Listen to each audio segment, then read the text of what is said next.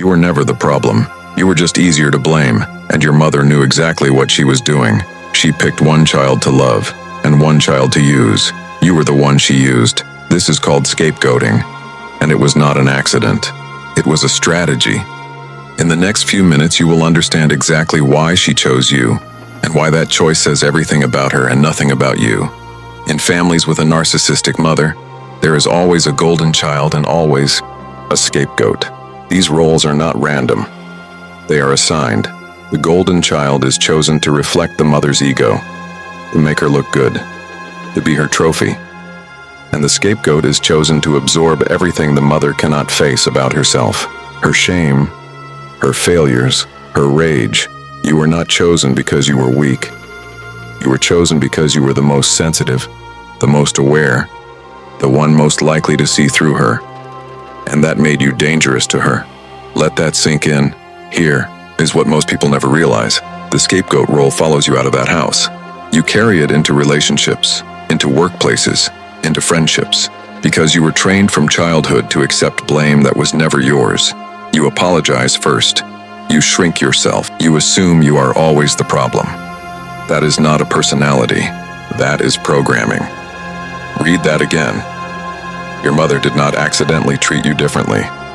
This was a choice. Narcissistic mothers select one child to idealize and one to destroy. The golden child gets unconditional praise. The scapegoat gets punishment as a default. You were punished for having emotions, for speaking truth, for existing in a way that exposed her. The golden child was rewarded for compliance, for mirroring her, for never challenging her version of reality. And here is the part that will shake you. The golden child is not lucky. The golden child is also a victim.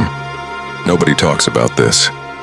They were robbed of their identity, taught to exist only to please, given love that came with conditions they could never escape. But you, the scapegoat, you got something they did not. You got to see reality clearly, because you were never inside the illusion. That pain you carried forced you to grow, to question, to develop emotional intelligence that the golden child may never have. Think about that. Scapegoat children consistently show higher levels of self-awareness in adulthood, because suffering, when survived, creates clarity. Your mother called you difficult, oversensitive, too much. But what she was really saying was, you were too aware, too real, too dangerous for her carefully constructed world. She needed someone to carry her darkness, and she chose you. But here is what she never told you. The scapegoat always escapes. The golden child stays trapped, still performing, still pleasing, still waiting for love that was never real. You were pushed out, and that push, as painful as it was, gave you the one thing the golden child never got: freedom, the healing. For a scapegoat is not about making your mother see what she did. She never will. The healing is about understanding that the role she gave you was never the truth of who you are. You are not the problem.